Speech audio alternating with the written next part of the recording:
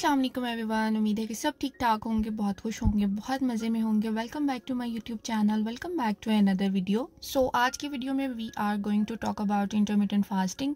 अच्छा सीन कुछ ऐसा है कि मैंने फेब में एक वीडियो अपलोड की थी, what I eat in a day during intermittent fasting, और इसके अलावा भी मैंने बहुत सारी वेट लॉस पर वीडियोस बनाई हुई हैं। और मुझे सबसे ज़्यादा वेट लॉस सीरीज़ के बारे में क्वेश्चंस पूछे जाती हैं और इसी सीरीज़ की मुझे ज़्यादा रिक्वेस्ट आती है। तो मैंने फेब में ये सोचा था कि मैं रमज़ान के बाद एक प्रॉपर तरीके से इंटरमिटेंट फास्टिंग स्टार्ट करूँगी और उस पर वीडियोज़ भी बनाऊँगी और आप लोगों के साथ अपनी मील्स भी शेयर करूँगी। बट देन सीन ऐसा हुआ कि जब मैं घर गई हूँ रमज़ान में, क्योंकि रमज़ान में भी ऐसा होता है ना कि हम बहुत ज़्यादा फ्राइड आइटम्स कंज्यूम कर रहे होते हैं, और उससे पहले मेरी ट्रेनिंग चल रही थी तो उसमें भी बहुत ज़्यादा माइंडलेसली खाया मैंने। तो इसलिए मेरा प्लान था कि मैं रमज़ान के बाद इंशाल्लाह जो है ना वो इंटरमिटेंट फास्टिंग करूँगी। बट देन जब मैं घर गई हूँ ना तो ईद पे हर बंदा मुझसे ये कह रहा था कि तुम्हें क्या हो गया है, तुम्हारी इतने ज़्यादा डार्क सर्कल्स हो गए हैं, तुम्हारी आंखें अंदर चली गई हैं, तुम्हारे शोल्डर्स की हड्डियाँ निकली हुई हैं। और एक बंदे ने नहीं, ये मुझे बहुत सारे लोगों ने कहा कि तुमने जो है ना वो अपना बहुत बुरा हाल कर लिया है। और मुझे इस बात की टेंशन हो रही थी कि मैं ख़ुद तो ये सोच रही थी कि मुझे कोई 3 से 4 किलो वज़न कम करने की ज़रूरत है, बट हर बंदा मुझे ये कह रहा है कि तुम बहुत वीक लग रही हो, तुमने अपने साथ क्या कर लिया है। तो फिर मैंने जो वेट लॉस वाली सीरीज़ स्टार्ट करनी थी ना, उसका मैंने प्लान कैंसिल कर दिया कि सबसे पहले जो है ना वो बंदे को अपने हेल्थ पे फोकस करना चाहिए। Weight loss is a good practice, but एक अच्छे और हेल्दी तरीके से अगर आप वेट लूज़ करें ना तो वही होता है। और अगर आप ओवर वेट हैं तो, और मैं ओवर वेट बिल्कुल भी नहीं हूँ, बट मैं थोड़ी सी वेट कॉन्शियस हूँ कि मुझे लगता है कि अगर 1-2 किलो भी ऊपर हो जाए ना तो मुझे टेंशन स्टार्ट हो जाती है। तो बस उसी की वजह से जो है ना वो मैं करना चाह रही थी इंटरमिटेंट फास्टिंग को स्टार्ट, बट सब ने मुझे ऐसे रिमार्क्स और ऐसे कमेंट्स दिए ना कि फिर मैंने बिल्कुल छोड़ ही दिया कि अच्छा मैं ये सीरीज़ नहीं स्टार्ट करूँगी। और उसकी एक बड़ी रीज़न मुझे ये लग रही थी कि शायद मैं इन सर्दियों में बहुत ज़्यादा बीमार रही हूँ, तो इसी वजह से सबको लग रहा है कि मैंने बहुत ज़्यादा वेट लूज़ कर लिया है। हालांकि ऐसा बिल्कुल भी नहीं है, जितना वेट मेरा रमज़ान से पहले था रमज़ान के बाद भी उतना ही है। बट ऐसा भी होता है कि आप इंटरमिटेंट फास्टिंग जो है ना वो सिर्फ वेट लूज़ करने के लिए नहीं कर रहे होते हैं, ये आपको वेट को मेंटेन करने के लिए भी बहुत हेल्पफुल है। अगर लाइक आप बहुत ज़्यादा माइंडलेसली खा रहे हैं ना तो फिर एक पॉइंट ऐसा आता है कि आपको लगता है कि बॉडी को डिटॉक्स करना चाहिए, बॉडी क्लेंजिंग मांग रही है। तो बस उसी वजह से जो है ना वो मैं of and on intermittent fasting करती रहती हूँ।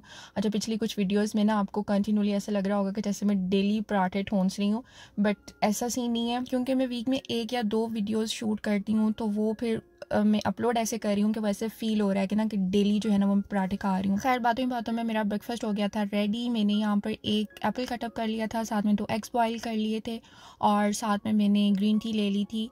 और आजकल मैंने सप्लीमेंट स्टार्ट किए हुए हैं, बेसिकली तो मैं सिर्फ कैल्शियम और विटामिन डी ले रही हूँ, बट आहिस्ता आहिस्ता मेरा प्लान है कि मैं मल्टीविटामिन्स पे शिफ्ट हो जाऊँ। और बस यहाँ पर जो है ना वो मैं अपना ब्रेकफास्ट एंजॉय कर रही थी। और इंटरमिटेंट फास्टिंग में आपको पता है कि पहला मील जो है वो आप 11 बजे के करीब लेते हैं, क्योंकि इसमें आपकी 16 घंटे की फास्टिंग विंडो होती है और आपको ईटिंग विंडो में ही खाना होता है, तो जो कि मेरी 11 बजे स्टार्ट होती है और 11 से रात 8 बजे तक चलती है। उसके बाद यहाँ पर तकरीबन 3 बज रहे थे जब मैं दोबारा से किचन में आई हूँ और यहाँ पर मैं अपने लिए नींबू पानी बना रही थी। अच्छा मैं यहाँ पर एक टिप देना चाहूँगी, क्योंकि आपने अपना हाइड्रेशन का बहुत ज़्यादा ख्याल रखना होता है, तो इसलिए अगर आप इंटरमिटेंट फास्टिंग कर रहे हैं ना तो जितना ज़्यादा हो सके उतना पानी पिएँ। अगर आप प्लेन पानी नहीं पी सकते तो आप नींबू पानी बना के रख लें अपने पास और उसको किसी बॉटल में डाल के अपने साइड टेबल पर रख लें और थोड़ी थोड़ी देर बाद उसको पीते रहें। तो मैंने तकरीबन 3 बजे नींबू पानी बनाया था, हाफ़ लेमन मैंने स्क्वीज़ किया था और इसके अंदर मैंने थोड़ा सा सॉल्ट भी ऐड किया था, क्योंकि अगर आप नॉर्मल डेज़ में अगर आप इंटरमिटेंट फास्टिंग डेली प्रैक्टिस कर रहे हैं ना तो इतना इशू नहीं होता। लेकिन अगर आप काफ़ी देर के बाद आप इस तरह से कोई क्लीन ईटिंग स्टार्ट करते हैं ना तो वो स्टार्ट में थोड़ा सा इस तरह से फ़ील होता है कि जैसे सर चकरा रहा है और बीपी लो हो रहा है ना, तो इस वजह से मैंने अपने लिए नींबू पानी बना लिया था। थोड़ा सा उसके अंदर बिल्कुल मैंने सॉल्ट ऐड किया था और उसको मैंने वाटर बॉटल में डाल के अपने पास रख लिया था। और मैं बिल्कुल रूम टेम्परेचर वाला पानी यूज़ करती हूँ। फ्रिज का पानी लाइक बहुत गर्मी भी हो ना तब भी मैं प्रेफर करती हूँ कि रूम टेम्परेचर पर ही पानी पीऊँ। अगर सर्दियाँ हों तो उसको थोड़ा सा मैं माइक्रोवेव में गर्म कर लेती हूँ और गर्मियाँ हों तो मैं रूम टेम्परेचर पर पानी लेती हूँ। और उसके बाद मैंने यहाँ पर अपने लिए सैलड बनाया था। अच्छा, जब आप इंटरमिटेंट फास्टिंग लाइक प्रॉपरली कर रहे हैं ना, तो उसमें तो यही होता है कि अगर आप 2 मील्स लें तो वो ज़्यादा बेहतर है, और दरमियान में कोई स्नैकिंग ना करें तो वो सबसे अच्छी बात है, क्योंकि आपने अपनी कैलोरीज़ का बहुत ज़्यादा ख्याल रखना होता है। आप 1200 से 1500 के दरमियान ही कैलोरीज़ कंज्यूम कर सकती हैं पर डे। और यहाँ पर मैं प्रॉपरली इंटरमिटेंट फास्टिंग नहीं कर रही हूँ, तो इस वजह से दिन भी बहुत लंबे हैं। अगर मैं सर्दियों में करती हूँ तो सर्दियों में ये होता है कि मैं 1 बजे के अराउंड 12:30-1 बजे पहला मील लेती हूँ, और दूसरा मील जो है वो 6:30 बजे 7 बजे तक ले लेती हूँ। और अब चूँकि गर्मियाँ स्टार्ट हो गई हैं और पहला मील मैंने लिया भी कोई 10:30-11 बजे के अराउंड था, तो मुझे 3 बजे 3-3:30 बजे मुझे भूख लगना शुरू हो गई थी। तो उससे फिर मैंने पानी के साथ जो है ना एक अपने लिए सैलड बना लिया था। आप चाहें तो सिर्फ आप खीरा भी ले सकते हैं, चाहें तो आपके पास जो भी वेजिटेबल्स पड़ी हुई हैं बस वो कट करके एक छोटू सा बॉल बना लें और उसे भी आप कंज्यूम कर सकते हैं। तो यहाँ पर जो है ना वो मैंने एप्पल, खीरा और छोटा सा प्याज लिया था, और साथ में मैंने आइसबर्ग यूज़ की थी। और प्रोटीन के लिए मैंने इसके अंदर थोड़े से चने ऐड कर लिए थे, क्योंकि चने बॉयल करके मैं हमेशा फ्रिज में रखती हूँ।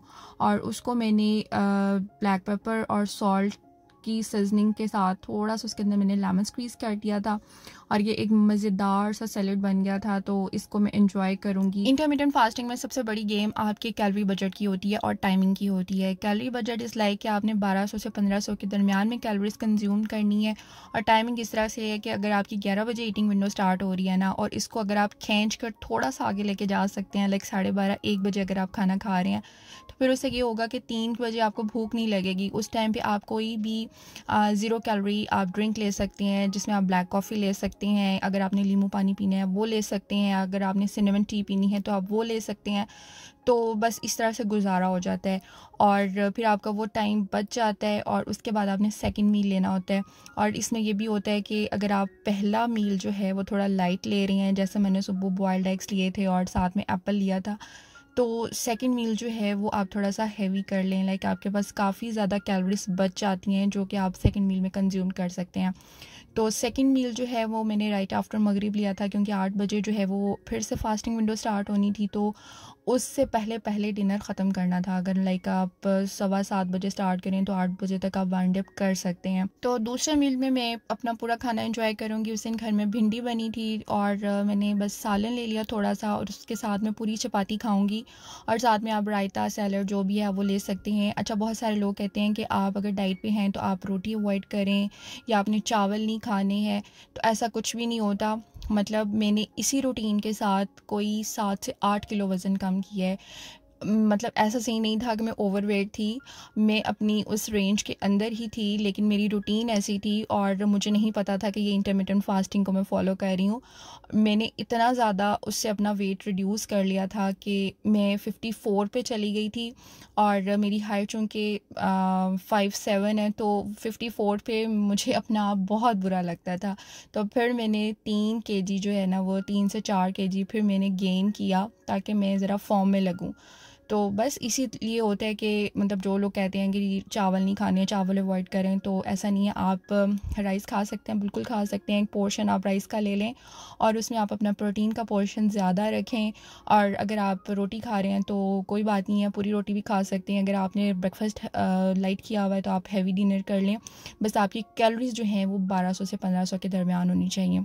और बस यहाँ पे मेरा डिनर हो गया था रेडी, खाना शाना मैंने खाया है। और अगर आपने 8 बजे से पहले खाना खा लिया तो उसके बाद आप चाय भी पी सकते हैं, लेकिन उसमें चीनी का इस्तेमाल नहीं करना। लेकिन अगर आपकी फास्टिंग विंडो स्टार्ट हो गई है तो फिर आप 0 कैलोरी कोई भी ड्रिंक ले लें। मतलब नाइट ड्रिंक्स में जो भी आप लेते हैं, सिनेमन टी लेते हैं या सौंफ का कहवा पीते हैं, इसके अलावा ब्लैक कॉफ़ी है, जो भी आपका दिल करता है वो आप ले सकते हैं। और यहाँ पर मैं इंटरमिटेंट फास्टिंग से रिलेटेड कुछ वीडियोस प्लान कर रही थी। मेरी प्लानिंग ये है कि आजकल जैसे मैं डेली व्लॉग्स अपलोड कर रही हूँ, तो मैं वीक में एक दिन ऐसा रख लूँ कि जिस दिन मैंने इंटरमिटेंट फास्टिंग से रिलेटेड वीडियो पोस्ट करनी है। तो आप लोगों के कोई भी क्वेश्चंस हैं, कुछ भी आप लोग पूछना चाहते हैं, तो आप नीचे कमेंट सेक्शन में पूछ सकते हैं, और मैं कोशिश करूँगी कि मैं आप लोगों को उसके सारे आंसर्स दे सकूँ। So that's all from me for today. Video अच्छी लगी हो तो उसको लाइक कर दीजिएगा। Thank you so much for watching. Take care of yourself and Allah हाफिज़।